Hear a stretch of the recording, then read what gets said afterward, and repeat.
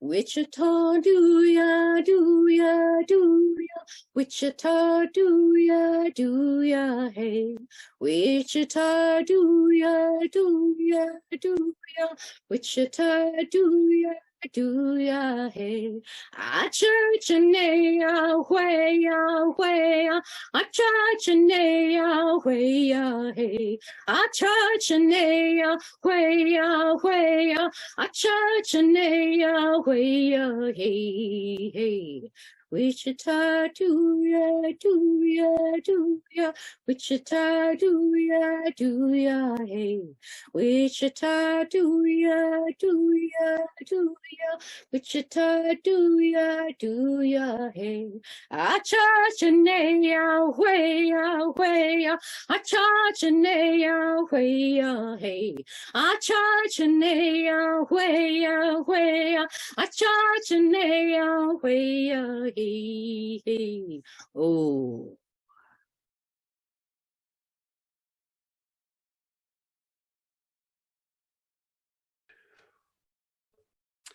Well, good evening. We want to welcome you to our Tellabration this evening. As you might know, the National Storytelling Network, quite a few years ago, created a month event in November they call Tellabration, which is an opportunity for storytelling groups all over the nation, in fact, all over the world, to tell stories and celebrate the joy of oral storytelling. And so for our Tellabration tonight, we have invited a couple of Native American, actually they're indigenous people of North America, to share their tales with us. And I think it's going to be a rather interesting and exciting event. And to begin with, we always have a proclamation. And this is the proclamation of our Tellabration. The National Storytelling Network and the Seattle Storytellers Guild are proud to sponsor this Tellabration event. This month, in November 2022, is hereby proclaimed to be Tellabration, the worldwide event of storytelling. At this time, across the continents, in many states and countries, people are gathering in person and online, including those dwelling in the ancestral lands of the indigenous peoples of North America, from Sacramento to Seattle, from Juneau to Johannesburg, from Boise to Buffalo, from San Diego to San Antonio, from New Orleans to New York. Over 300 audiences will gather this month for these spectacular storytelling events. Without further delay, enjoy and anticipation, let the stories begin. I'm going to introduce now our host, who is Ann Brendler. She's going to give us our land acknowledgement and introduce our storytellers as soon as I get my spotlight turned off. Thank you. Hello, everybody. I will begin with the Seattle Storytellers Guild land acknowledgement, but you will hear other land acknowledgements this evening as well. We of the Seattle Storytellers Guild acknowledge that our programs originate on the unceded lands of the Duwamish people, of whom Chief Seattle was one. The Duwamish represent but one of this area's many native peoples, known as the Coast Salish, who dwelled on this land where we now find our listeners. These tribes have lived here for thousands of years, despite much hardship, including the violence directed toward them, the oft-attempted erasure of their societies, and the violation and willful ignorance of one treaty after another. However, honorably enduring, they continue now and will continue to live here. The Duwamish and other tribes of the Coast Salish people have a sacred spiritual connection with this land. We want to thank them for their ceaseless care and stewardship of the lands, skies, and waters of this area, for the creatures and the spirits that abide here. We hold them in great esteem for their preservation of the beauty and sanctity of this place, which many others also now call home. In bringing to light their ancient heritage, we choose to honor and respect the Duwamish and Coast Salish people native to this land. This acknowledgement cannot heal past harms done. It is but a small step toward accountability for the deep tragedies of the past. If, as a listener to this acknowledgement, you choose to learn more or be more active in advocating for the Duwamish or other Coast Salish, please go to any of many websites, including, for example, the website of the Duwamish tribe, www.duwamishtribe.org, or the website of the United Indians, unitedindians.org/Daybreak Star Center. Thank you. Thank you. And now, let me introduce to you our tellers for this evening. I will introduce them both now. They're going to tell one after the other, kind of mixing it up a little bit. So I won't interrupt with more introductions as they start to tell. One of our tellers is Alicia Mary Retes, who comes to us from the San Francisco Bay Area. She lives in Marin County. She has performed before thousands of people of all ages. They have enjoyed her presentations at festivals and schools and libraries and just about anywhere where listeners will gather. She grew up in a bilingual Mexican-American household, and her background reflects the balance that she has had to strike between two separate worlds, a world of her father, who was Native, a mixture of Mayo, am I saying it right, Alicia? Mayo and Yaqui. And she has told lively tales, trickster's tales. She loves telling stories. When I asked Alicia what she was most thankful for, she was thankful for the past of her ancestors, and she's thankful for the future that she's looking forward to and telling more stories that unite everyone with her heritage. I also asked the same question of BZ Smith. What do you feel so grateful for with your storytelling? And BZ said pretty much the same thing. She loves to know that in looking back, she can see the faces of her ancestors, and in looking forward, she anticipates the joy that her grandchildren will have as they grow up learning more about their heritage. BZ is a citizen of the Wendat peoples who originated in Oklahoma, and she has this wonderful story about how she just kind of fell into storytelling, literally. She says she tripped over the threshold of her local library and landed face down smack dab into the best job ever. BZ has also won an Oracle Award from the National Storytelling Network. We welcome both of you wonderful tellers this evening. We are really looking forward to your telling us some tales. Thank you for being here. Thank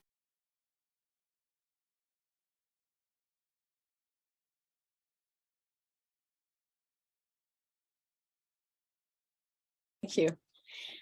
Before I get started, I have a very brief land acknowledgement that I would like to read to you.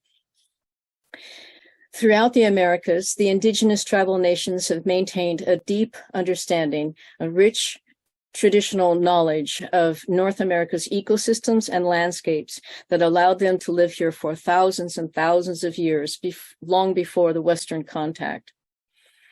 They thrived and managed an abundance of natural resources across the Americas. Despite decades of brutal, oppressive colonial pressure and genocide that continues today, they are still here. This is true for the unceded lands of the Coast Miwok in Marin County in southern Sonoma, where I reside, and the unceded lands of the Yoemi, the Yaqui of Sonora, Mexico, of whom I am partially descended. Indigenous people and their ancient traditional knowledge are a vital part of our past, present, and future lives on Earth. We must heed their call to protect all water resources and ecosystems now and for future generations. After all, we're all humans living on the same Mother Earth.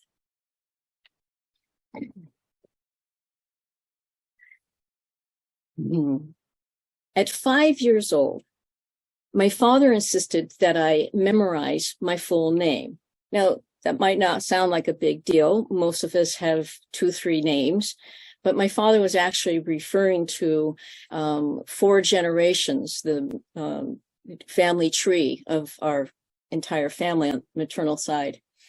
And so I introduced myself to you formally by saying, I am Alicia Mary Teresa de las Flores Retes Johns Topete Smith Alamada Wilson Ibarra Snow Stone. I recently found out that Stone is actually my 4th great-grandmother, and she was full-blooded Cherokee. But most of my indigenous, I am obviously, from my name, you can tell I'm of a mixed heritage.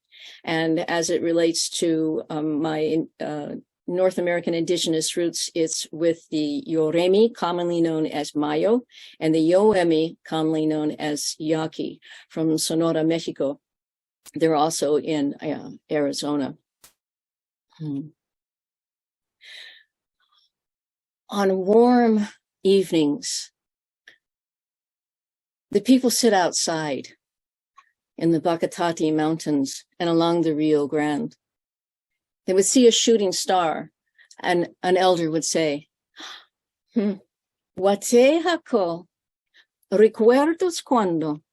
Don't you remember when? And stories begin. This one, about a couple 100 years ago, about 2 orphan brothers who had to learn to navigate in multiple nations. Yes, they're indigenous tribal nations, but there were many Europeans, and Spanish and French and Hungarians, why the Chinese even, and Mexicans and Americans. Quite an ordeal to navigate through. And for the Yaqui people, they're still known in Mexico as the undefeated tribe, having maintained many of their lands.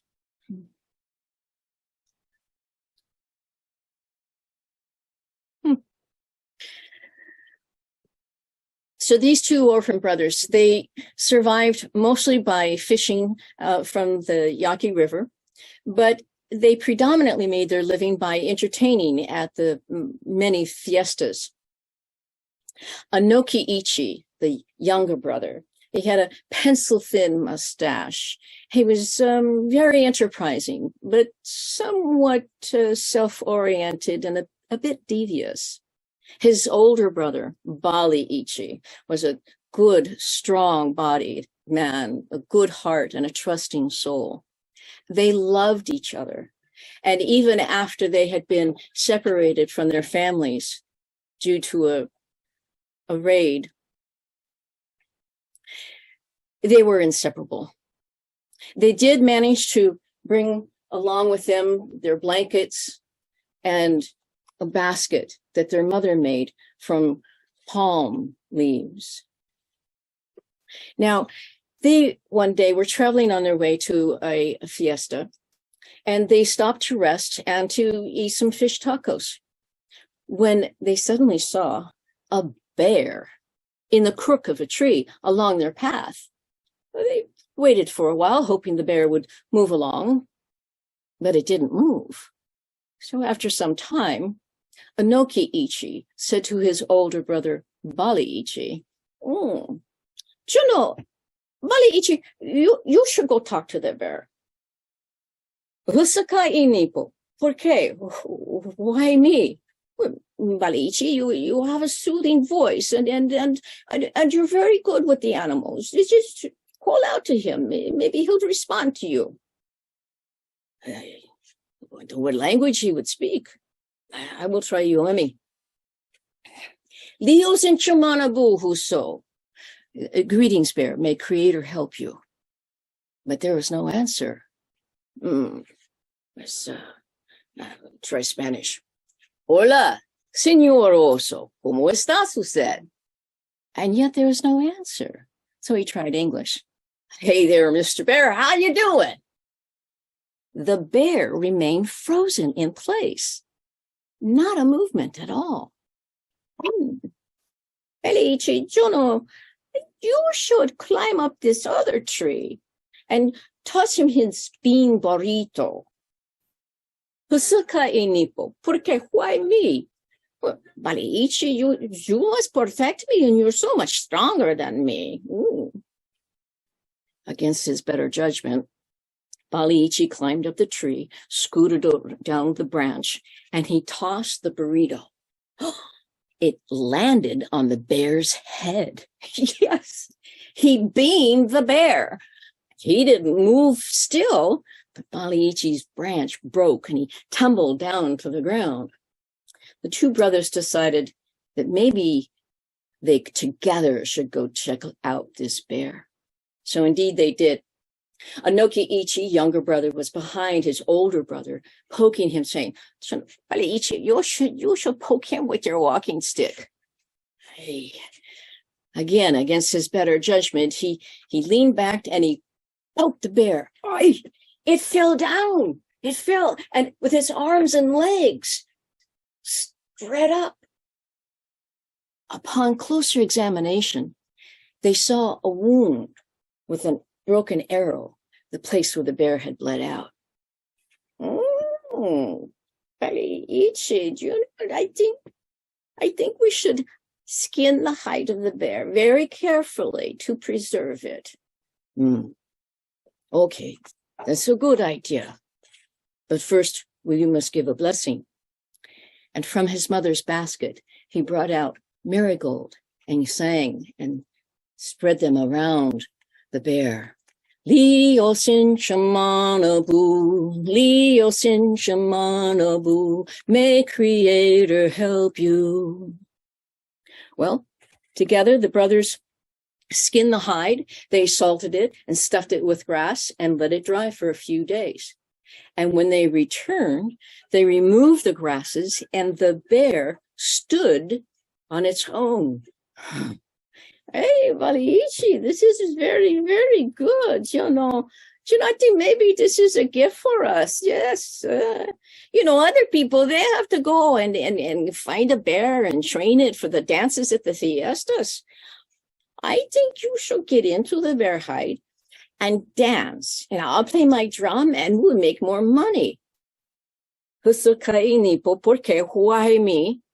Baliichi, you're such a good dancer, much better than me. Baliichi thought about it for only a few seconds and thought, well, it's a good idea. And so, given their circumstances, he got into the bear hide and he tied it with leather straps with the bear hide on. And then he started to practice to dance like a bear. And using the reflection of a nearby pond, he practiced his bear moves. His younger brother watched him and was quite pleased. His brother really did look like a dancing bear. So he tied a rawhide rope around his neck and a red bandana. He held the rope in one hand and a stick in the other, and off they went to the fiestas. Oh, they did indeed do quite well in this way. Everyone was fooled and they made some good money. They got an offer to dance for un rico patron, a very wealthy landowner, for a fiesta for his daughter, Marta. It was her birthday. Well, the bear danced, and Marta was charmed and thought, oh, an adorable bear. This is a good bear. And the owner tossed him some money, and the bear grabbed it, and he gave it to his brother, and then twirled around in circles as if to say thank you. Well, everything went really well until they started to leave.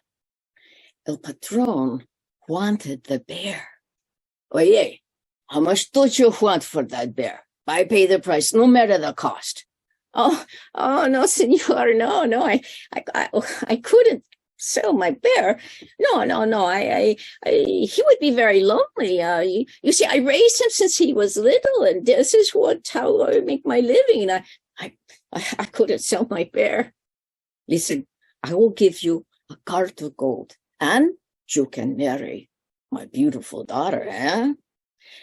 Oh, senor, she's very beautiful, yes, but should you give me a whole house and 2 cartloads of women, and I could not sell my bear. I hold him in high esteem.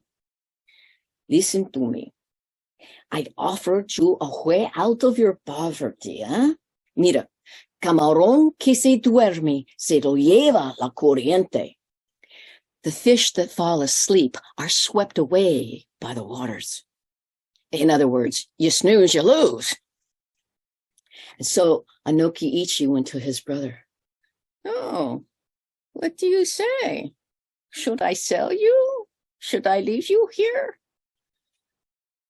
His brother put his bare arms around him and whispered, little brother, don't do this to me. Don't sell me. He wiped his eyes so people could see that he was in stress and crying. Just about that moment, El Patron had ordered his servants to bring 2 carts filled with gold and silver and his beautiful wife. They were clanging when Anoki Ichi heard it, and he squirmed out of his brother's arm. He took the carts of gold and the woman, and he left. He didn't even turn back. Well, Ichi, there was not much that he could do, knowing that this was, an unscrupulous landowner. He was concerned that if he said anything, they would kill them both. And so he went along with it. The owner brought him to a corral and told the bear to go inside. And in the corral, there was another bear, a big bear. And this bear sniffed the air, and he slowly rose up, and he lumbered over to Ichi.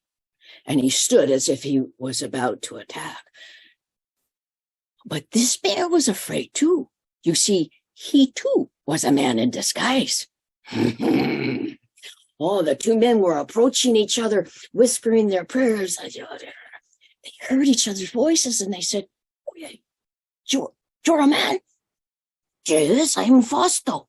Oh, yeah, Fausto, let's get down on the ground and roll around so you'll think we're still animals, right? And so they did. They got down on the ground, and they rolled around and tumbled with each other. The owner was quite satisfied. He left them alone. And so the 2 bears, men bears, would play around like this for several days. Now, one day, the owner was taking a siesta, sleeping in the hammock. And one of the men said, I am so hot in here. Patron is sleeping. I'm going to take my mask off. He undid the ties, lifted the mask off to get some fresh air. And the other bear did the same. And the 2 of them commenced to have a peaceful smoke. And they were chatting with one another. And Fausto, the other bear, that bigger bear, he said, it was my best friend that betrayed me. This is terrible. Well, they were enjoying themselves for a while until El Patron woke up. And when he saw the 2 men in bear outfits, he was livid. He fumbled out of his hammock and he said, I'm going to kill the both of you. And he went for his rifle. Boy, those bears just leaped right over the Carrizo fence, and they ran and ran so fast, nobody ever caught up with them. But they kept running, and they came to a place where there was a woman on a small farm, and she was hanging up her husband's clothes to dry. And when she saw two bears with human heads running, she fainted. And the two men grabbed the clothes, saying, "Gracias," and kept running. They came to an arroyo, very dense, and they started to, they put their clean clothes inside their bear outfits, and they crawled through the branches and the brambles that opened up into the Yaqui River. And they ripped off their bear suits, and they jumped bare bottom into the water, and they laughed, and they cried, and they laughed.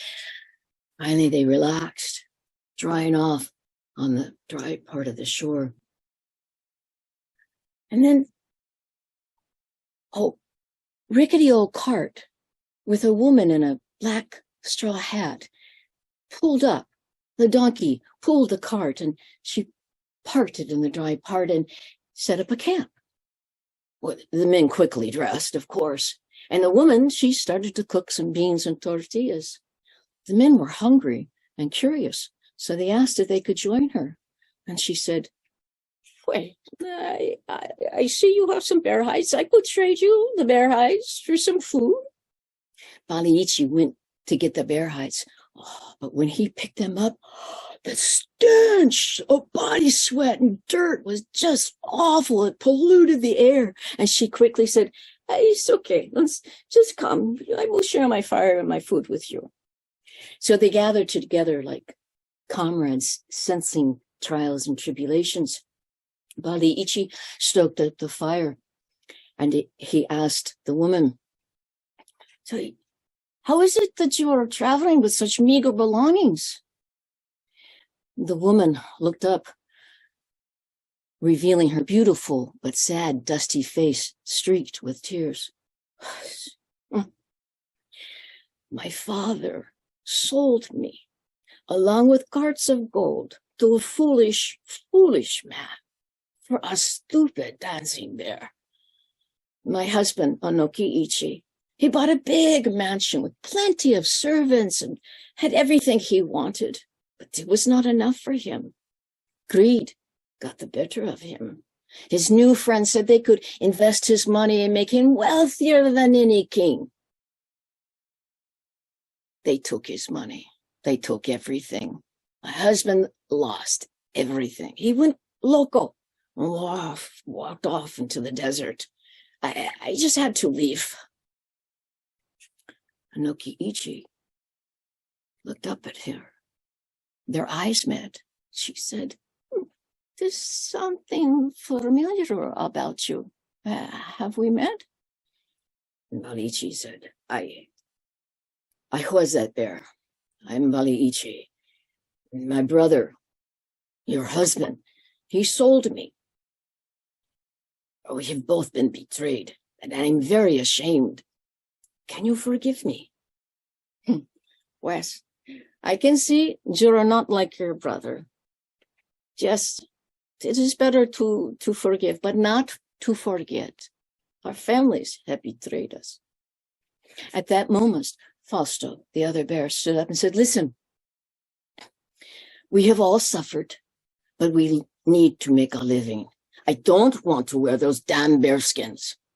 Baliichi and Marta, the two of you could dance. I'll play music. We'll go to the fiestas and we'll make lots of money."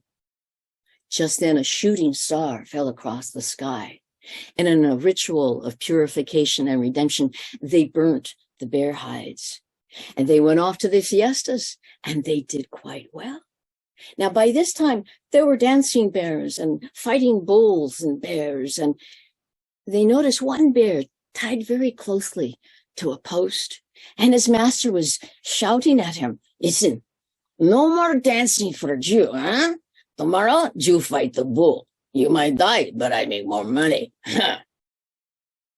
Just then, the bear untied his ties, lifting up his mask, revealing a man's chin and a pencil-thin mustache. Story done.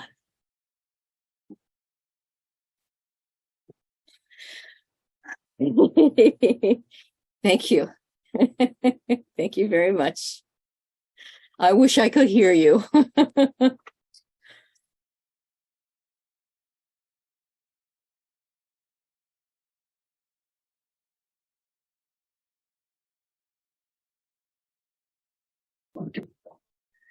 And we're going to be switching over to Beezy in a little bit, so I'll see you just after her story. And so I do begin, yes. I'm so glad to be with you all this evening. I live in, as I mentioned earlier, I live near Yosemite, and I live in the lands of the Central Sierra Miwok, who have lived in this area for over 10,000 years, guarding and protecting the land where my home is, where my community is. And over the years, the Sierra Miwok have suffered greatly at the atrocities of too many people who took advantage of this beautiful place where we live that is rich and abundant with food and beautiful nature. And there used to be a lot of water, not as much as there used to be.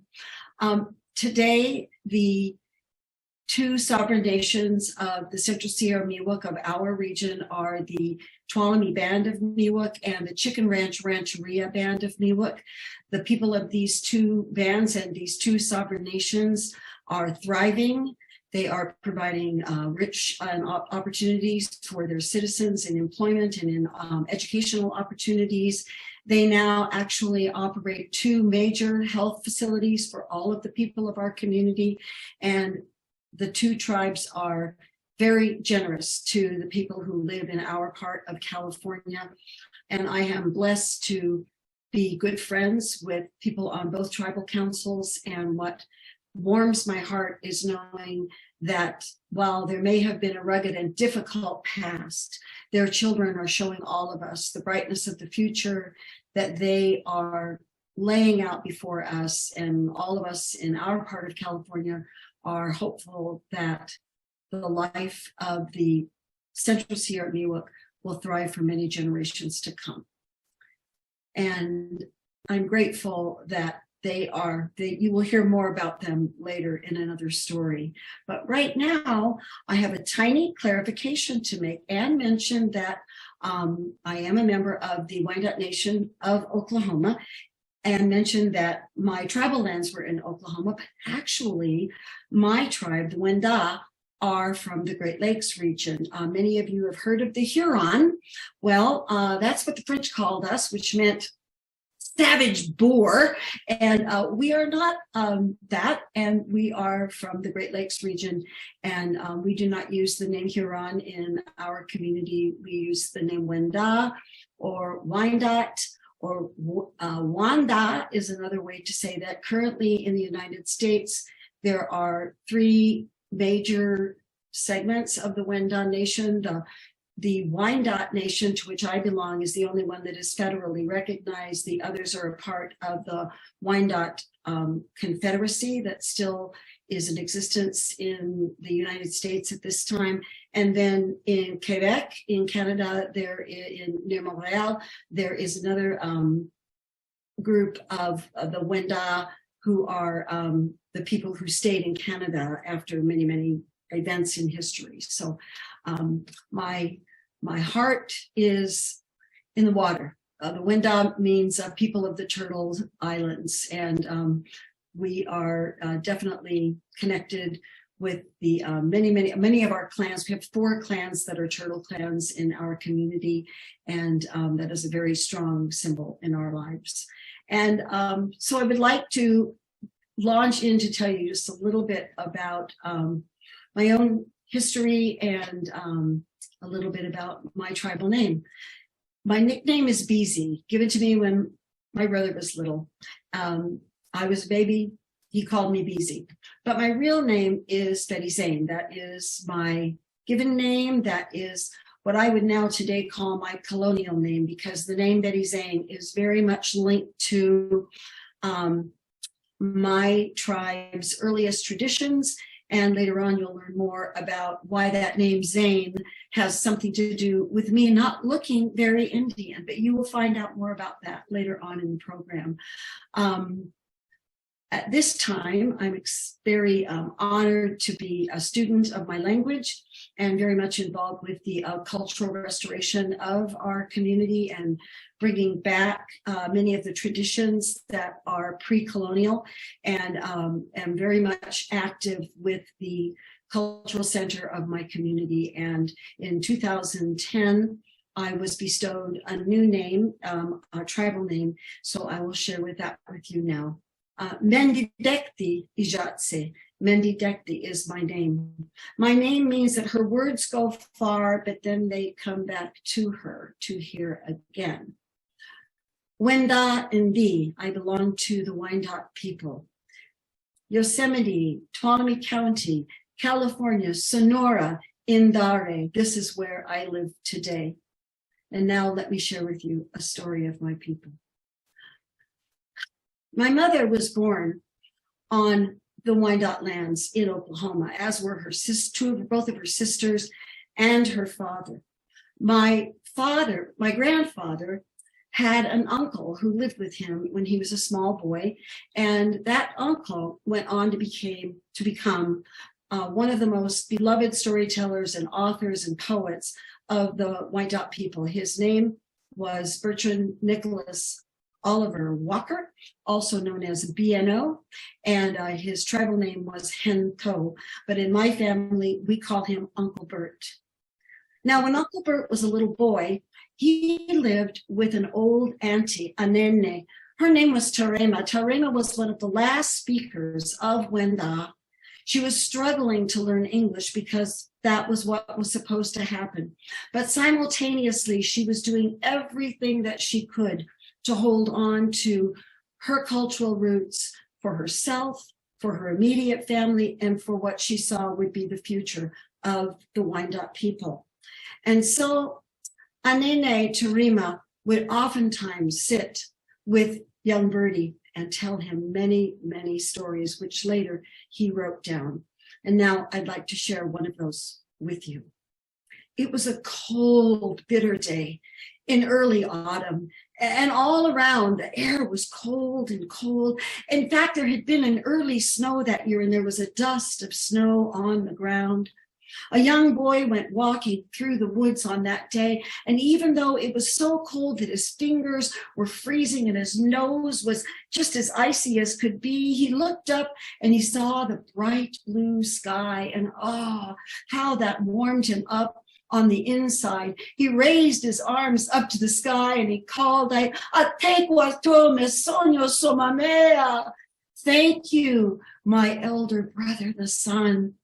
And right at that moment, he saw a little flicker of red go flying by. It was the cap on a woodpecker. And so the boy ran after the woodpecker as fast as he could go. And the woodpecker led him into the woods until he came to a clearing where there were bright red shoots coming out of the ground with lovely crimson leaves still clinging to those branches. It was the dogwood. And when the boy saw that, he thought of a nene back home, and he knew how much she would like that bright red. And so he picked some of those branches, and then he hurried as fast as he could back home. When he got there, he went straight to the mantelpiece. He took down an old goblet that had been sitting on the mantel for as long as he could remember. He set those red branches into that goblet and set that on the table, hoping that she would see it to have just a little bit of cheer. And sure enough, into the door came his old Anene. She looked at that and she said, look, the bright red leaves of autumn. The old Wenda people, they used to tell a story about how those leaves got so red. Bertie was hoping that she was going to say those words, and he nestled right down on the floor near the hearth as she began. Long time ago, there were no two-leggeds here on the earth. No, not on Great Island, no. There were just the four-leggeds, the crawlers, the climbers, the slitherers, and the swimmers. It's funny, though. those animal people, sometimes they would get themselves in trouble with each other, just like their younger brothers, the two-leggeds. I don't know what it is with all of us. Why do we get ourselves in so much of a stew? You know, the great creator, he gave us a path to follow. And yet sometimes we just don't pay attention. Wolf, you know him, a little birdie. Wolf, he's here to guide us. He and his children, their job given by great creator is to help the rest of us stay on that path so that we know when to be respectful to others, when to be responsible for how we behave, and when it is time to care for each other. But I don't know why some people, they don't pay attention to that. Now, long time ago, little turtle, he wanted to do something special for the people on the great island.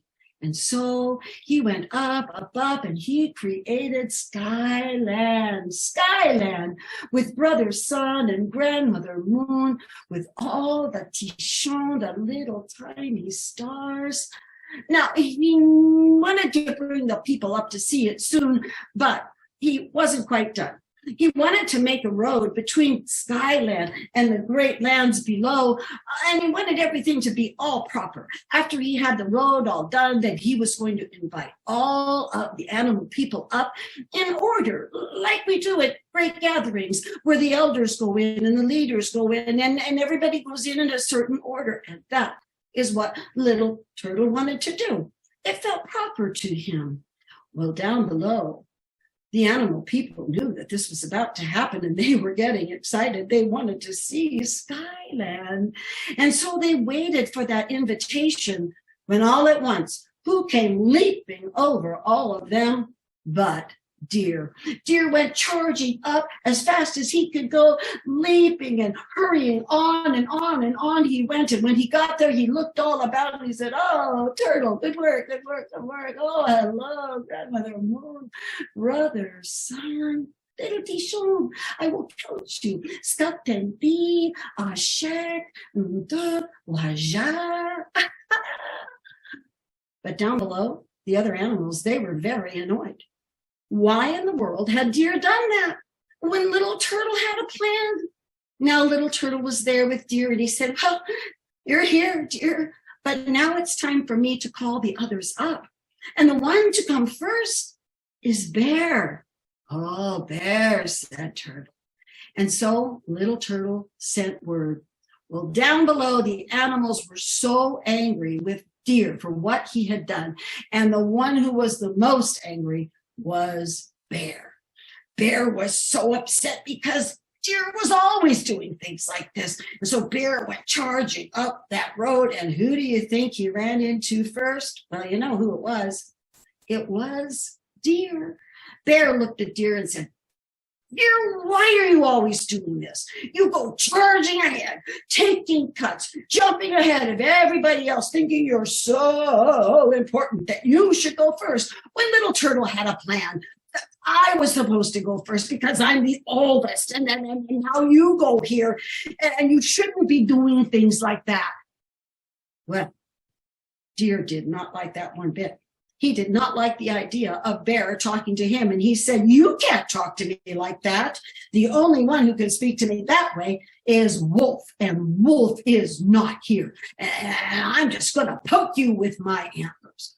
Bear said, "Well, let's see what happens." And he got up on his big legs like a two-legged later on, his big, hairy chest and his great big claws. He said, "Yeah, Deer, bring it on." So Deer put down his antlers and he went running straight towards Bear's exposed belly. But Bear reached out and he put his claws into Deer's back, and Deer poked that Bear. Well, there was such screaming and hollering and such, you wouldn't believe the racket that was going on. It was so loud, it sounded like thunder down below.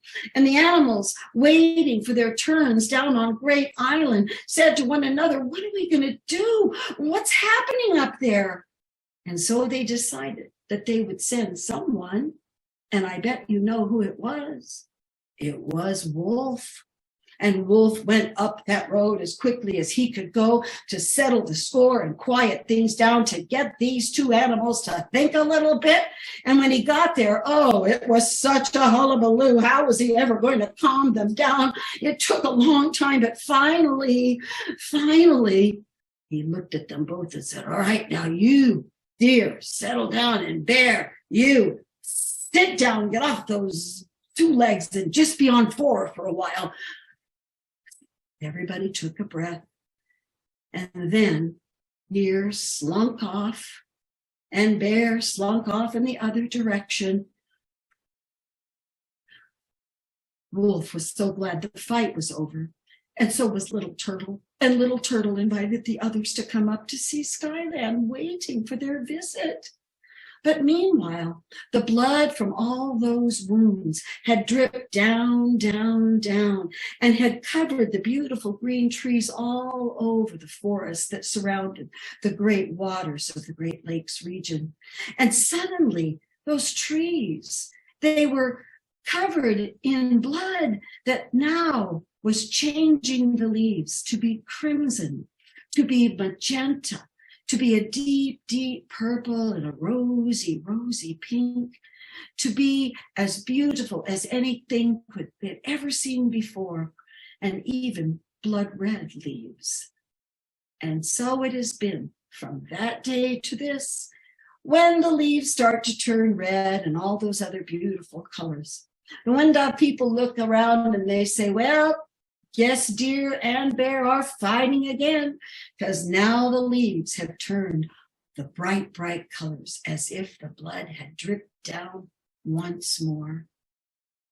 I don't know what it is, said Anene Torema to the little boy. Why is it that we still fight with each other and we have so much trouble getting along? We ought to be paying attention and listening to Wolf.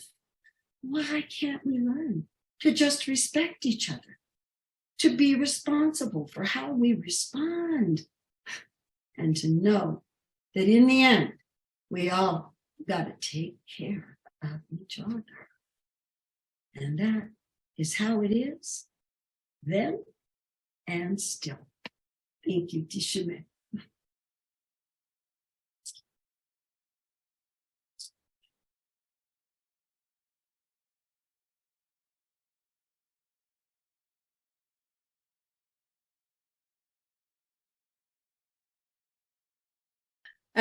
This is a story about the three sisters, corn, bean, and squash. Can you hear me okay? Okay, thank you. It's a story. It's usually I do this story with a lot of audience participation, but obviously we won't be doing that today. But at any rate, here we go.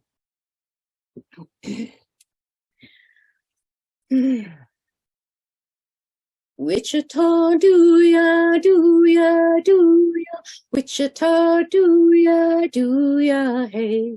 Wichita do ya, Wichita do ya, hey. A church and a way, a church and a way, hey. A church and a way, a church and a way, hey. Wichita do ya, Wichita do ya, hey. Wichita do ya, Wichita do ya, hey. A church and a way, a church and a way, hey. A church and a way, a church and a way, hey. Oh. In the before time, when everyone listened to the messages carried on the winds, this is when our story begins. 3 plant sisters lived in an open field. They were different in their size, shape, and needs, but they were all very beautiful. They each had certain strengths and problems. that they couldn't solve on their own. But they loved their sense of independence. And so they became wrapped up in their problems. And because they liked their sense of independence, well, they were too prideful to ask for any help. The oldest sister is Corn Sister. She's quite tall. In some areas in North America, she grows 8 feet tall, but only when the humans are planting her can she grow. Tall and slender, she has silky hair, and when the wind blows her hair, it sounds like a papery rattle. Shh. There's a green shawl, and she loves her vista view, beautiful trees and hills in the sky, and she loves to see what all the villagers are doing too. She may have inherited her strong independence from her ancestors, Teosinte and Tripsacon, wild grasses that are still in the Balsas River Valley. Teosinte has a strong, rock-hard shell. Why, only the birds with the strongest of beaks can break her shell open, and only after much struggle. The people would heat up the teosinte and it would pop like our modern-day popcorn. One day, a woman, a mother and her daughter, came to visit Teosinte. And they had been coming regularly, singing to her, giving thanks, expressing their gratitude, even for those hard kernels. Oh, their songs are beautiful. And they touched the generosity place, the soft place in Teosinte's heart. So she decided that she could help them by marrying Tripsacon. Tripsacon is a very handsome wild grass himself, with a much softer outer shell. So they married, and they began to teach the people how to crossbreed the two grasses, and soon there was what we know today as corn. Without them, there'd be no corn on the cob. And there are now at least 60 different types of corn all throughout the Americas. Well, now, Corn Sister has several problems of her own. She's tall, and that's really nice, but she has really small feet. And a wind could come and simply blow her over. And not only that, her feet are so small, no shoes will fit them. And so she stands with the hot sun burning her feet. And although she's got a great vista view, she's not getting much rest because she has to watch out for those pesky critters that want to come and nibble all her tasty little buds. Raider raccoons and discerning deers and clever crows, they all want in on her. She has a few more problems.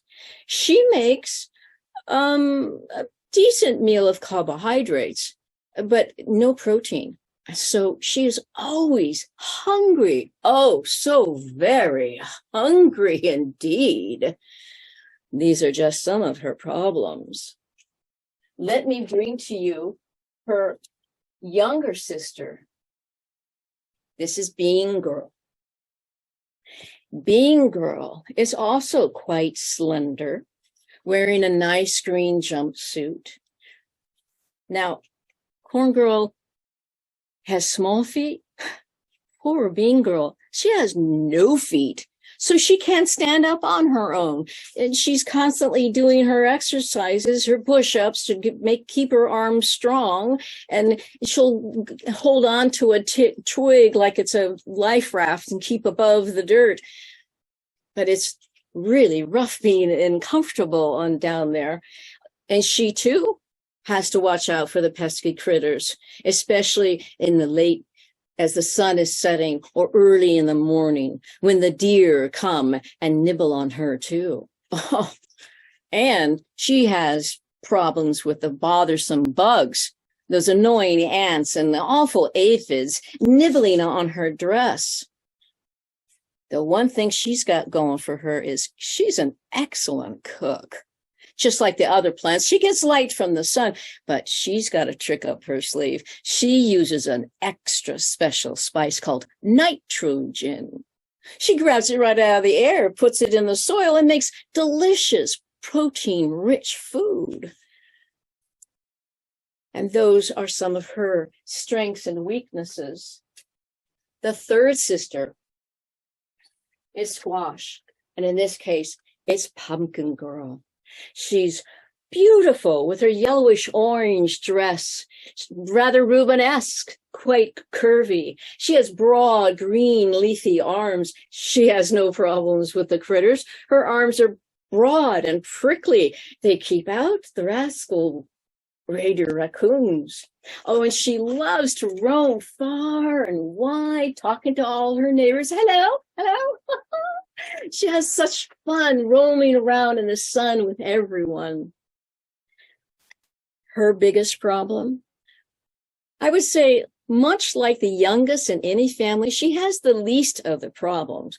Her biggest problem is she makes good meals filled with vitamins, but she too is always hungry. Oh, so very, very hungry. Well, day after day, the sisters were complaining.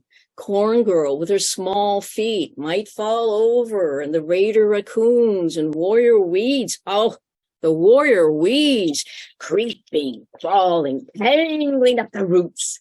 Creeping, crawling, tangling up the roots. Weeds. They become warrior weeds when they compete for the space. Well, one day, Bean Girl was down on the ground and looking up, and she saw Spider spinning beautiful webs with her silky threads. And she'd link them from one stalk to another, one branch to another. And Bean Girl began to think, what if I used my long tendrils to climb on Corn Girl's stalk? Oh, I could get up off this ground, and she complains all the time about her fear of falling over. I could kind of anchor her. And I know she's always hungry. I wonder if she'll go for this. So she called to her sister. Corn Girl, I was wondering, would you mind if I wrapped my tendrils around your stalk? I could get up off the ground, and in exchange, you would be a little bit more anchored to the ground. And you know what? I'll make you the most delicious meal ever. And Corn Girl said, yes, I love that idea. Let's do it. And so they did. Corn Girl stood strong on her stalk, and Bean Girl began to curl and twine and wrap around Bean Girl's stalk. She was up off the ground, and the sisters started to laugh, and then Corn Girl said, wait, I need that meal.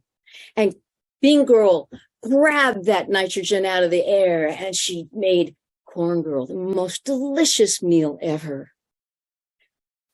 Now they were very happy and satisfied, and they were laughing and enjoying themselves. And they were laughing so loudly that Squash Girl heard them, even as she was far off away. And so she came quickly back to them, and she looked at them and she thought, what's going on here? Why are they so happy? As she raised her arms, she was about to ask a question when suddenly Corn Girl said, oh, what just happened down below? Suddenly my feet are not hot. They've cooled up. What's going on down there? Squash Girl realized it was her broad green leafy arms creating shade. As she started to figure it out, she knew she could use her broad leaf arms to keep the soil moist. And so she too asked if she provided some shelter for them, if Bean Girl could then make a fine meal for her. And they did. And then from that day forth, they lived with each other. They stay together. They're eaten together. Now, there was one other plant in the neighborhood. This was down in Mexico, and that was tomato, tantalizing tomato. But unfortunately, she's not a good roommate for the three sisters. Her long green vines would get all tangled up. She makes a better neighbor than a roommate. And so the three sisters, corn, bean, and squash, learned to work with each other. They maintained their sense of independence, but they worked with each other. And to this day, they're still grown together and eaten together by many nations throughout the Americas. Thank you.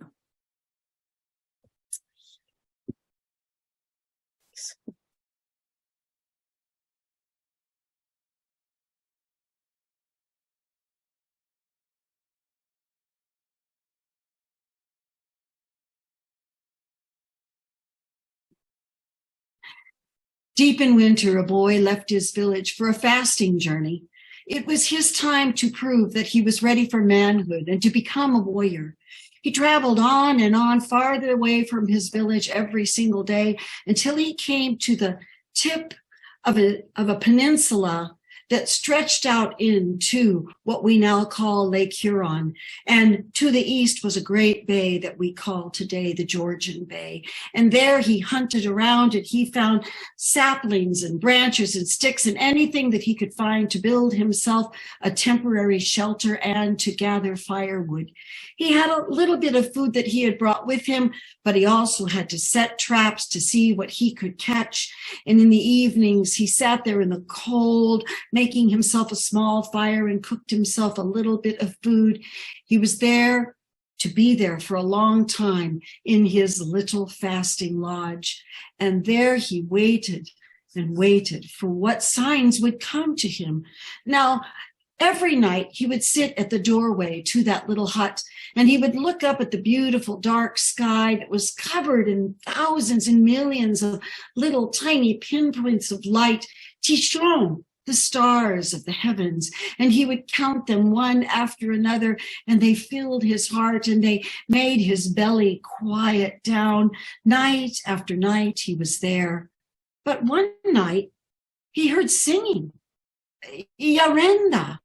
He didn't know why he was hearing songs, but he was. He looked about. There was no one else there. He was by himself. And soon the voices got closer and closer. And it was as if the voices were just hovering over the lake. He finally had to see better. And so he crept towards the beach that was near the lake. And there he got down on his belly and he crawled over the cold, icy snow. And he pushed his way through some branches when he saw them on the beach. There they were. He watched as a basket came down, down, down from the sky and quietly landed on the shore. And from the basket stepped 7 beautiful women, Yawino, young maidens, all dressed in robes of sparkling, sparkling stars. He had to hold back his breath for fear that he would shout out. He tucked himself down and he just watched. And then the women, they joined hands and they continued to sing and dance. Yawenda Hatidrawa, Yarenda Hatidrawa, each one glimmering like beautiful starlight. Oh, he crouched low and he watched in awe at such unearthly beauty. Now there was one maiden who seemed to walk on the air. She was so beautiful, and the boy just stared and stared at her. And so then he started to creep closer to get a better look, when all at once his hand slipped on a little tiny pebble. It made hardly any noise at all, but to the sisters, it must have sounded like Dehitno, a great burst of thunder, for all at once, all 7 sisters ran down the beach, jumped back into the basket, and the basket drifted up high into the heavens. And the boy, he just watched and wondered, not knowing what he had seen.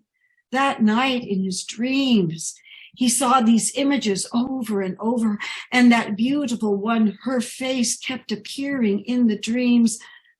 The next day, he wondered if it had even happened. And maybe it was all just a dream.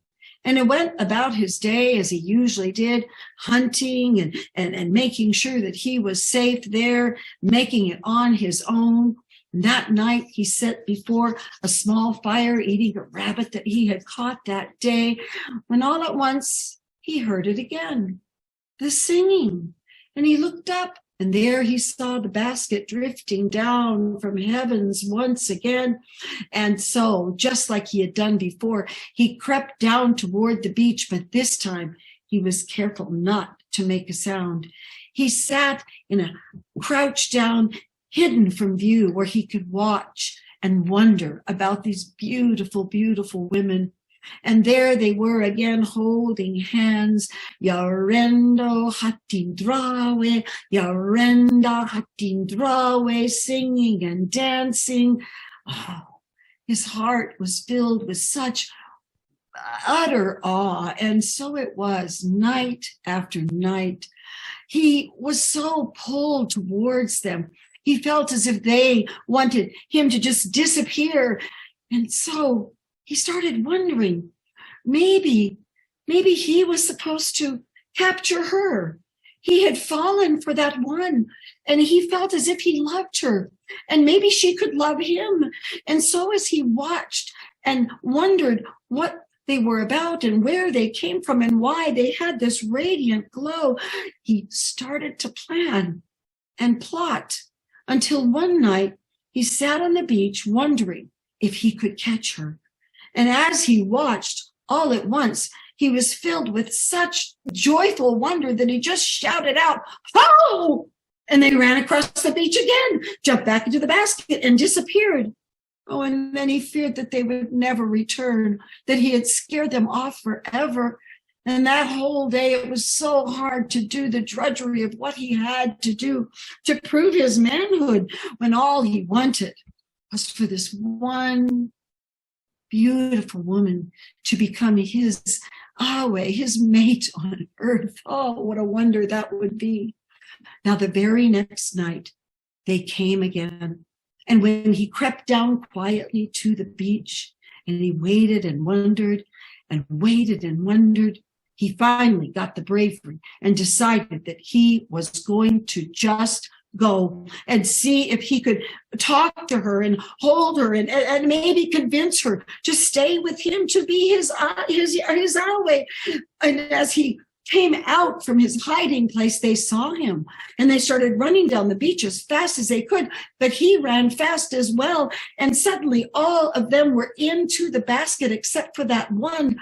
And all at once his arms went out, and he reached towards her and grabbed her belt as she clung on to the basket.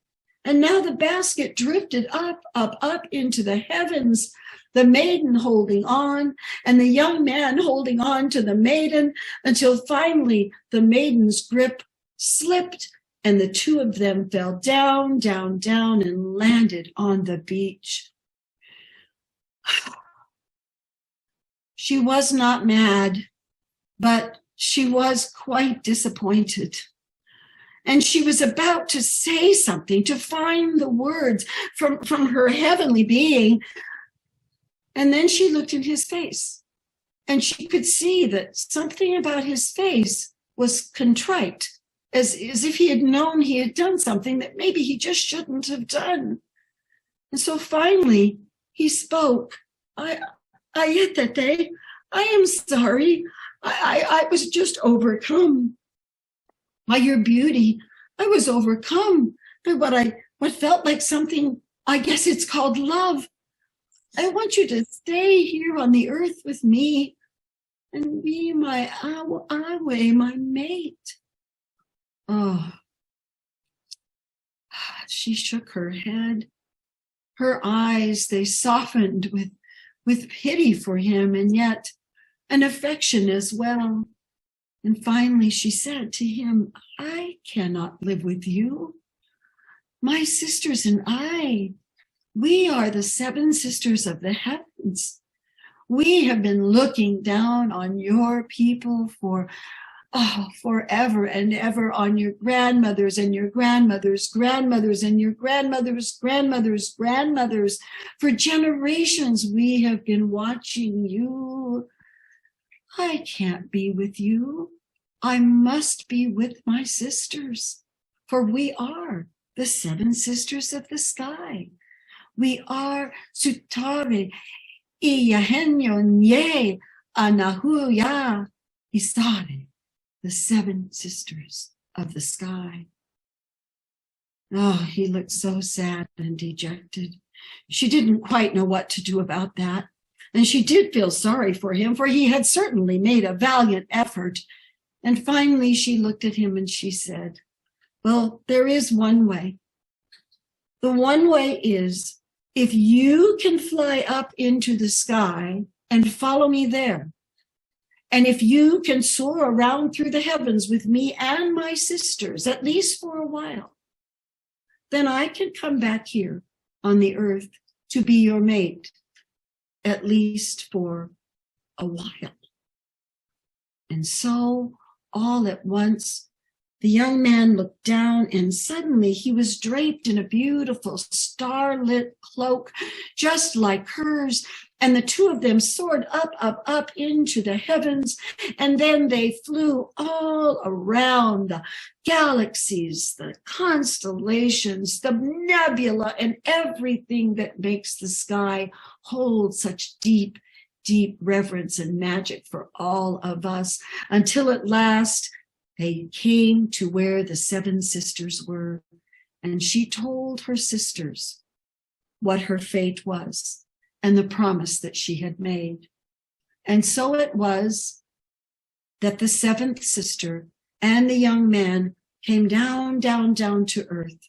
And for a while, she was here with him as his mate, until the day came when she returned to her sisters.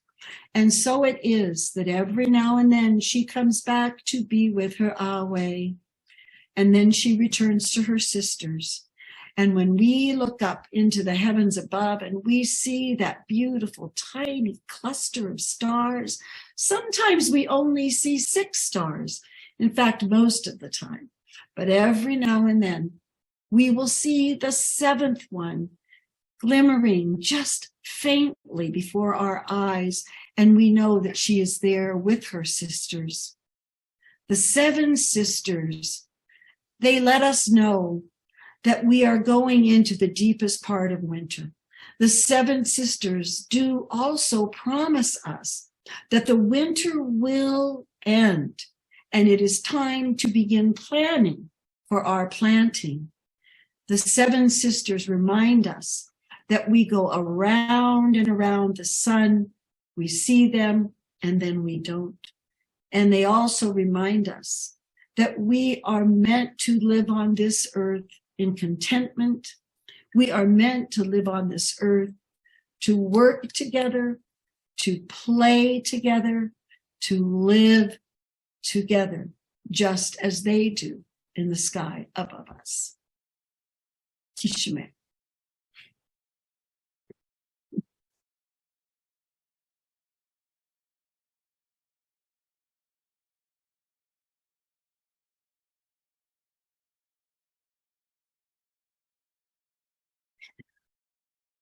All right. This next piece is a fragmented story that comes originally from the Kosmiwak people that my dear friend Sky Road Webb, who's Kosmiwak, has let me embellish, and I'm very happy to be able to share this with you.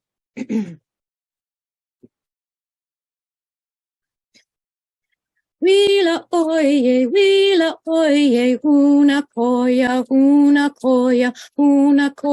hini ini iko, una koya, hini ini iko. wheela, oye, wheela, oye, una koya,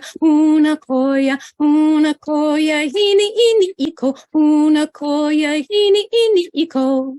In English, that would be, come coyote, let's sing, let's sing, let's sing for our families. Let's sing, let's sing, let's sing for our families. Come coyote, let's sing, let's sing, let's sing for our families. Let's sing, let's sing, let's sing for our families.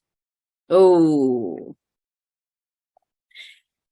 in the before time, a long time ago, when time was not stuck in a clock, it was understood that time was an integral, intimate partner with the sacred forces of nature. Time was blowing on the winds, caressing our skins, blowing cold, cool, warm, or hot, announcing the changing of the seasons. Time was measured by the ebb and flow of the tides, arriving and leaving. Time was measured by the migration of the fish, whales, birds, bees, and butterflies. In this time, everyone was directed according to the changing of the seasons: winter, spring, summer, and fall. Everything was in balance and in harmony with all. Well, one day, Old Man Coyote, Oye Oyish, was going along, flipping a twig, feeling quite happy with himself. But he got thirsty, so he went down to a river. And in one place of the river was moving very slowly. So he drank, and he listened, and he heard the most delightful music. It went something like, oh, I like that. I gotta have that song. That's a terrific song. I gotta have it. So he took his tule reed and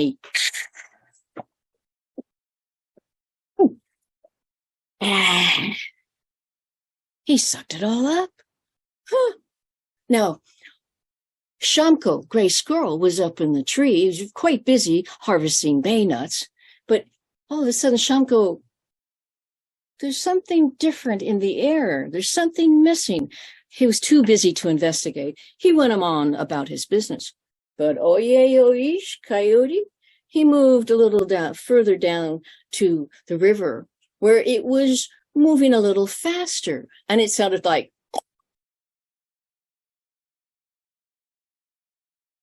and the Old Man Coyote said, yeah.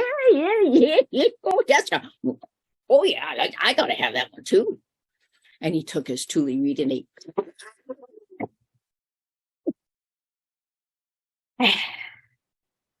drank that one too.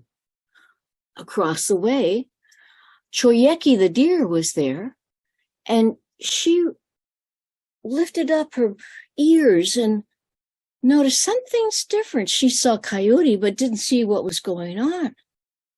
Well, Oye Coyote decided he'd go a little further down the river and find out what other music was down that way. He came to a place where the water it's like slapping against the rocks. It sounded like hands clapping. Oh, yeah, that's powerful. I like that. I gotta have that one too. He took his tule reed and he... that was a little harder to get, but he got it. Now, Cooley the bear was over there, and he was about to scoop up some kashi, some salmon, and he right away noticed what happened. The sound is different. Well, about that time, Crow came along, and Crow said, what's going on here? The music's different in the air. And Oye Oyish was concerned because he thought he was going to get busted. And the animals kept saying, the deer came back and said, Oye, your belly looks pretty full. What have you been doing lately? Nothing. Finally, Gray Squirrel came back and said, Coyote is stealing music from the water. We've got to stop him. So the animals started to chase after him. Well, Coyote just hopped on his tule reed and he flew up in the air like a magic carpet, and he went straight to the place where the sun gets up, where there's the one and only elderberry tree. And when he got there, he regurgitated all of those sounds into the branches of the elderberry tree. And then the animals were catching up, so he quickly turned around and he lit his mat on fire, and like a jet, propelled him all the way to Stinson Beach, whereupon he immediately turned himself into driftwood, so no one could find him until he was ready to do what he needed to do. And that was bring music to the Coast Miwok people. He put it in the elderberry tree. And after some time he'd made the people, he planted the elderberry everywhere. And to this day, the Coast Miwok people are still managing their lands, not simple hunter-gatherers. They were managing their lands. How else would you get a perfectly straight musical instrument from a tree if you weren't pruning it? So from that day forward, the people in the Coast Miwok territory go to the elderberry tree to get their musical instruments. Wheela, oye, una koya, hini iko, una koya, hini iko. Wheela, oye, una koya, hini iko, una koya, hini iko. Come coyote, let's sing for our families. Let's sing for our families. Oh, story done.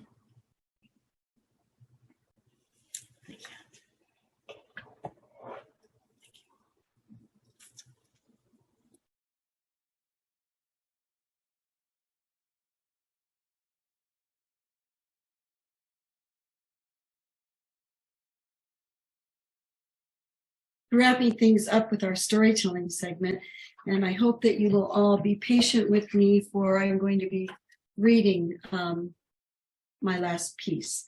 And in honor of this blessed holiday that's coming up very, very soon, Thanksgiving, I wanted to share with you the Ya Noronkwa Yom Thanksgiving address of the Wendat people.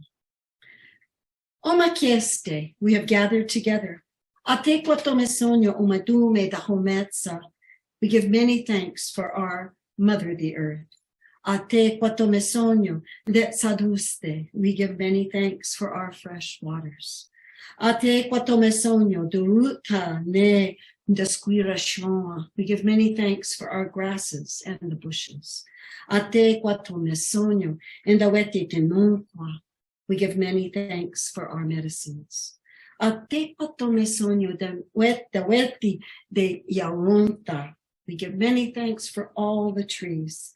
Ate kwatomesonyo de yajushoa. We give many thanks for all of the animals. Ate kwatomesonyo daweti de yakwa. We give many thanks for all of our food. Thank you for letting me share this small part of our Thanksgiving address with you. I am Wyandotte. My ancestry is documented all the way back to the early 1700s by Europeans, and even farther back by the history keepers of the Wendat. But until 2015, I had never attended my nation's powwow, nor had I ever been to our tribal lands in Oklahoma, except as a very small girl before it had been established as our permanent home. I had never walked even one day in culture. I was given the American Dream education of piano lessons, art lessons. I sang in the choir. I acted in plays. I learned to speak French. I grew up in middle-class America, lost in a white 1950s culture, entrenched in the burbs of a Leave It to Beaver world with blonde hair, blue eyes, the fashions, the fads, the music of that time spun all around me. But I didn't always blend in. I felt lost, uncertain of my home. In America's melting pot, I felt like I was drowning in a soupy world where everyone lived in the same houses, used the same shopping lists, watched the same TV shows, played the same games, all the same. But I knew my family was different. You see, my mother, my aunts, my uncle, and my grandfather all had Indian names. No other families that I knew had that going on. And then there was my other grandmother, my dad's mother.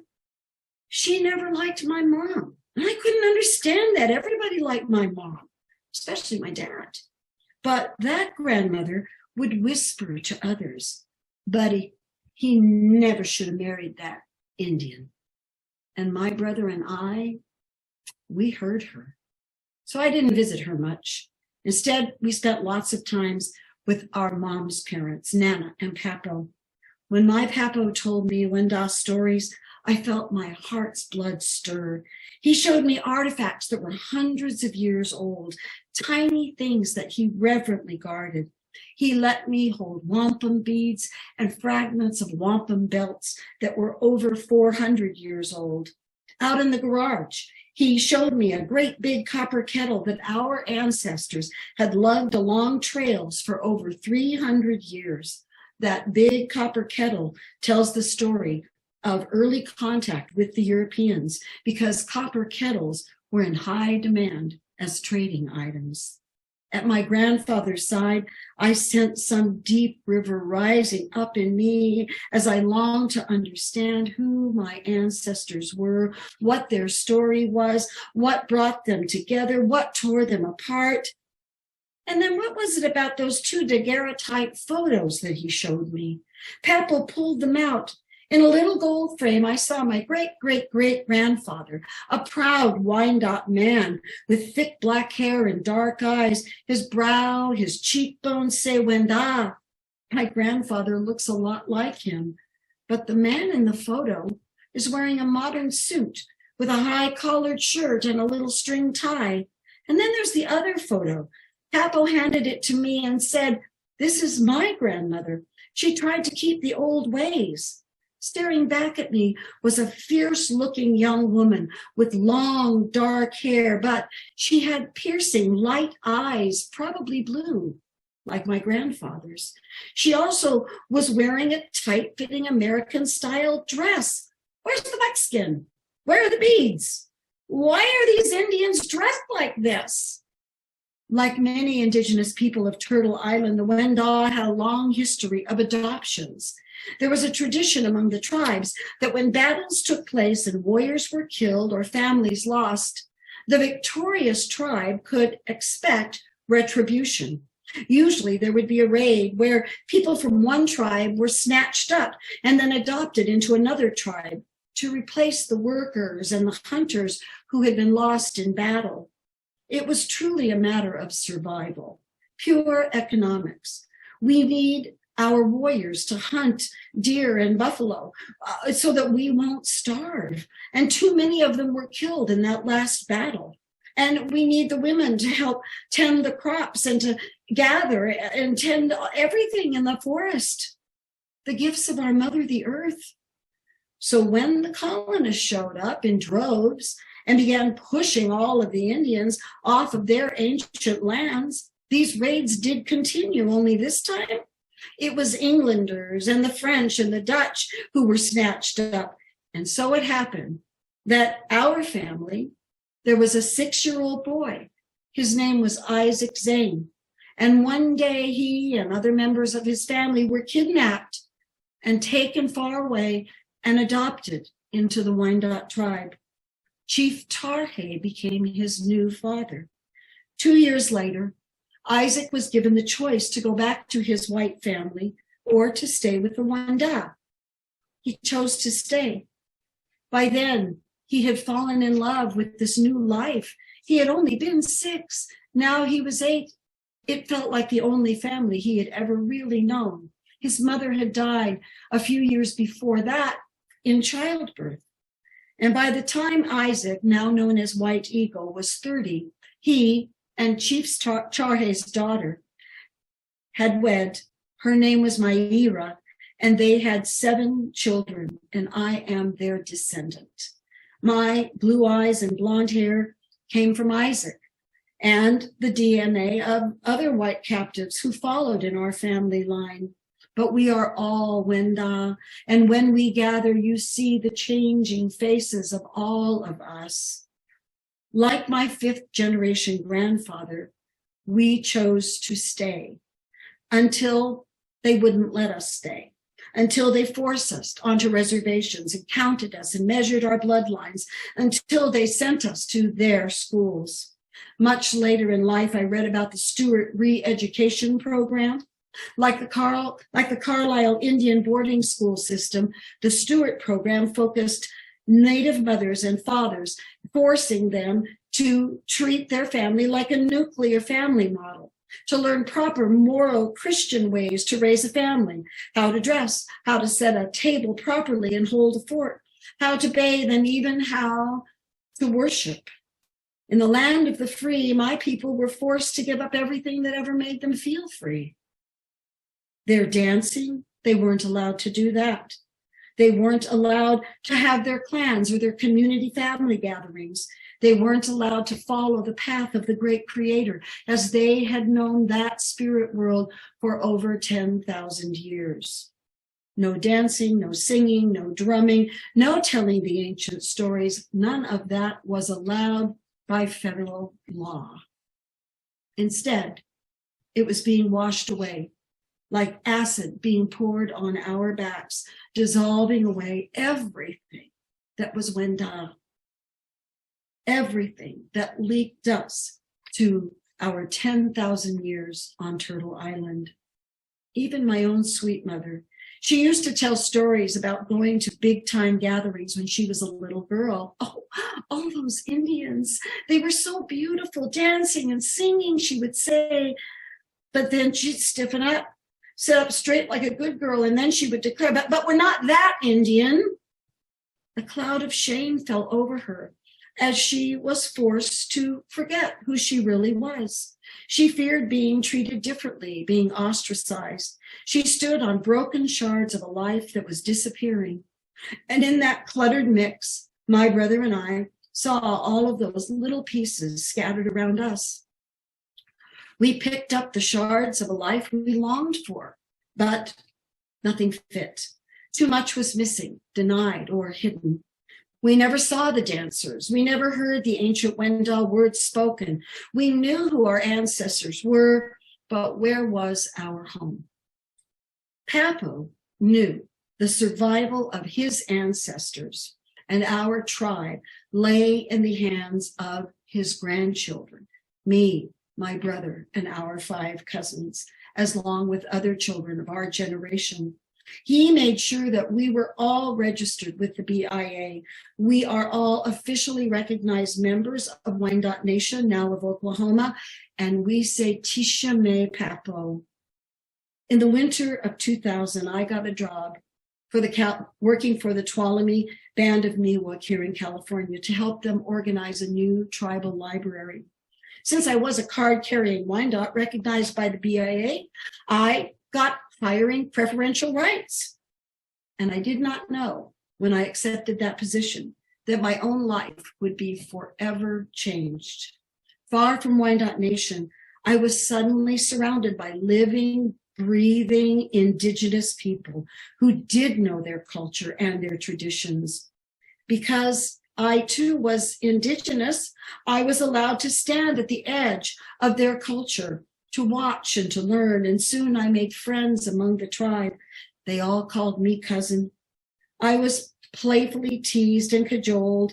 I saw the tight social order of their families helping each other. I was invited to a 13-year-old girl's first moon ceremony to honor her first menses and her journey into womanhood, a tradition that still goes on today. I saw little boys and girls all gussied up for big time gatherings and the tribe's acorn festival. I ate acorn soup, fry bread, and Indian tacos. Plenty of singing, dancing, playing games, lots of love and respect for the Miwok elders, all surrounded by laughter and a lot of big, broad smiles. The young mothers told me about going out with the elders to gather grasses for making baskets. One old guy would come into the library to tell me which books I should get, and I usually honored him immediately.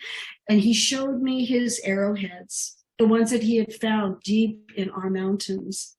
And he also showed me his flinting tools, for he still made arrowheads.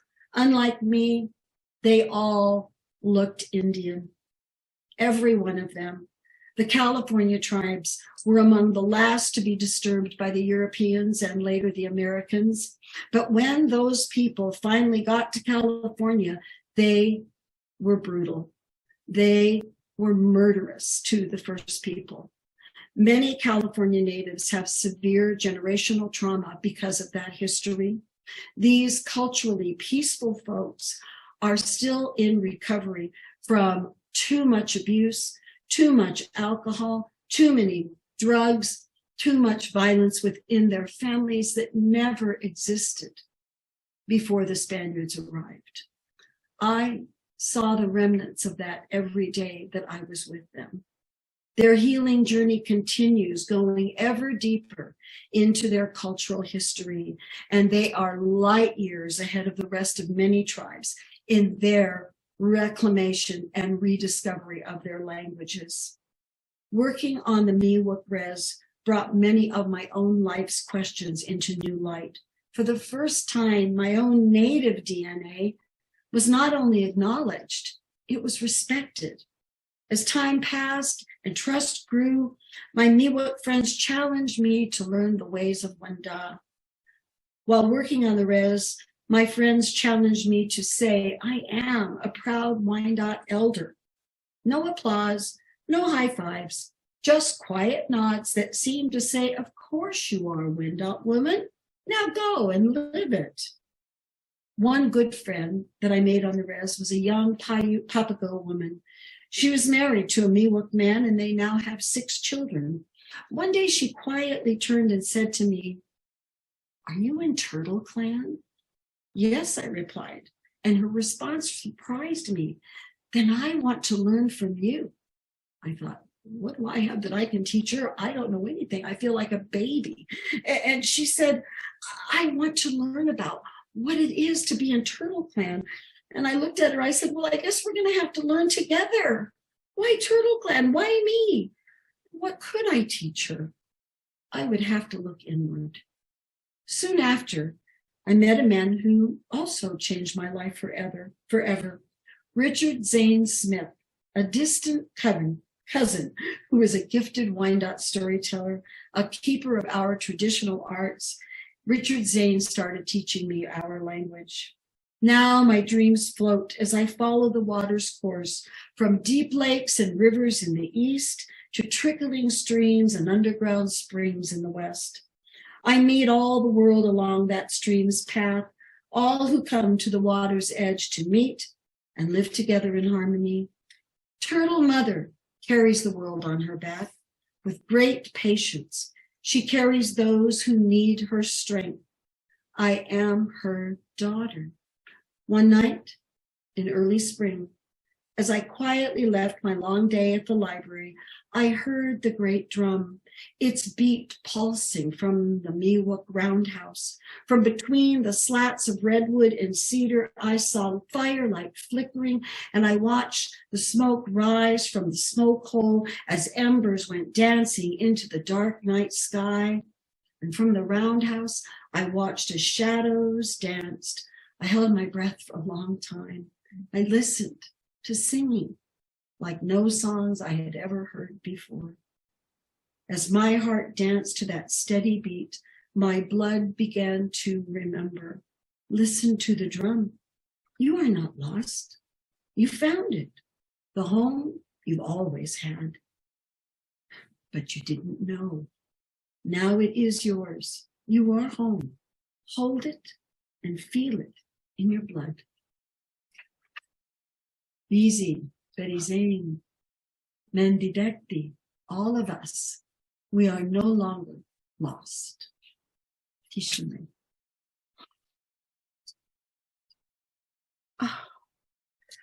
BC, thank you. We are blessed to have heard that.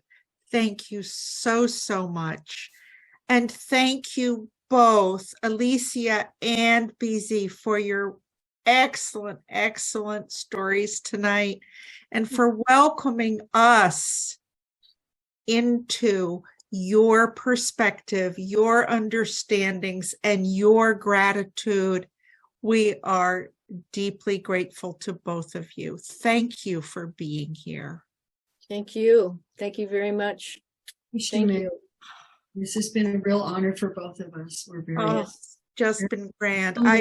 I feel as if I have learned so much that I wish I had learned before. And I think Barry is going to open it up for everybody. People can unmute themselves and ask questions or make comments. We can put everybody into gallery view at this point. Barry, do I do that? Oh, there we go. All right. If people want to turn on their video. Gallery view, please change to gallery view. And if you've got your video turned off, please turn it on so we can see you. Unmute and feel free to applaud our storytellers and to spend a little bit of time in community. Sure. Thank you to all of you for being here this evening.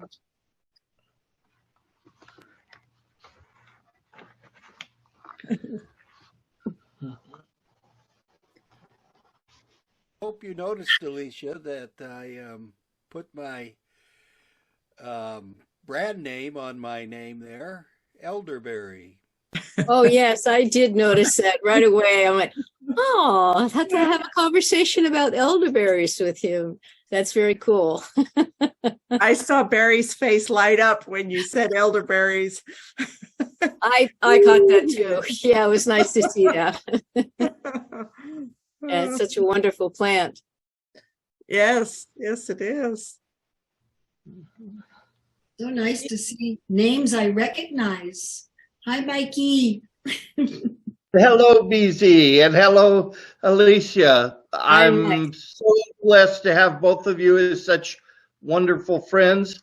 I really resonated with the stories that each of you told. Alicia, the Three Bears story always reminds me of those times that we've been at bear dances and seen as people shape-shifted and put on the bear skins, and we're able to bring that energy into ceremony. And BZ, I appreciate your talking of the Seven Sisters. The voyage and canoe that I sail on is the Makali'i, which is the Hawaiian name for the Pleiades. So really appreciate both of those. And you're so often as storytellers, we're encouraged to not read anything. And yet I was so impressed with the depth of your sharing, BZ, that read it all you want. The story was very deep and very appreciated. Thanks, Mike. Thank you. I echo that remark. It was exquisite. The impetus for this evening's program was a book that I had read earlier in the year called Braiding Sweetgrass by Robin Wall Kimmerer. There's a chapter in there about lessons of gratitude, and that's what made me think we need to do this at this time of year in particular, because people not of Indigenous heritage have always had this as a very special holiday, and then thankfulness just seems to evaporate during the rest of the year. There's this intense focus that we're going to be thankful, by golly, during November, and then the rest of it can just wait till some other time. But there's a feeling, at least as I've been able to pick up on it, that the Indigenous people have a feeling of gratitude all the time for everything, for the air, for the water, for the creatures, for the food that comes from the ground. Thankfulness just seems to be part of what makes a society, the Indigenous society, different from ours. In ours, we seem to want to grab more all the time, and instead of being grateful for what we already have. Mm-hmm. That's just my 2 cents. Mm-hmm. I was just reading in one of my books that I have. It's 365 days of statements of gratitude from the Indigenous perspective. Oh. It's a really lovely book. And one of the quotes that was in the book was from the 1870s, which was a very bleak time for all Indigenous people in this part of the world.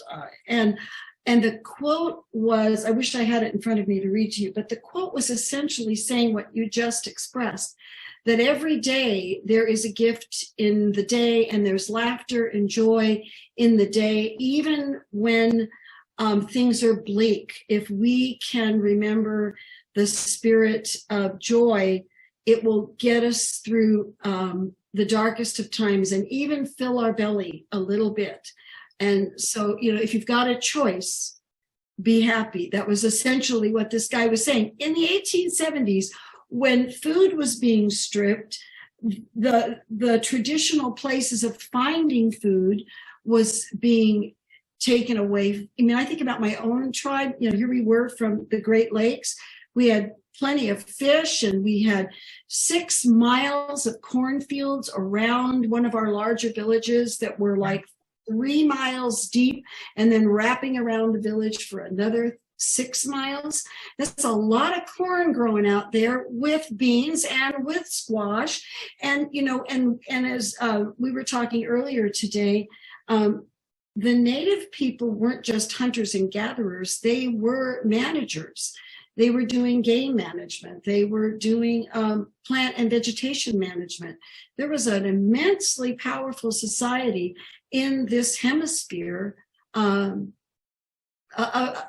around both the north and the south half of the hemisphere, and that was just obliterated when the Europeans arrived and brought with them that glorious thing that we refer to as manifest destiny. And they sure screwed up other people on other continents as well. Yeah, as we all know. And but in the native spirit, there is an essential willingness to hold on to the laughter. That is pretty darn strong. It cracks me up all the time. Well said. Well said. Every day has its joys. If you guys haven't seen Reservation Dogs yet, check it out. It's a new TV show that is absolutely delightful, that will take you on a journey into contemporary Indigenous culture through the eyes of 4 teenagers. And it is really fun. It's hilarious. It's really good. It's great. Yeah. I like the scene where they're driving the vehicle, but it only can drive backward. Red's car. Red's car. Right. Right. Yeah. This is Louis Baltic. Is Reservation Dogs a TV series, or is it? It's a TV series. It's I think there are. I can't remember if there's 2 seasons or just 1 season, but I think I watched it on Hulu.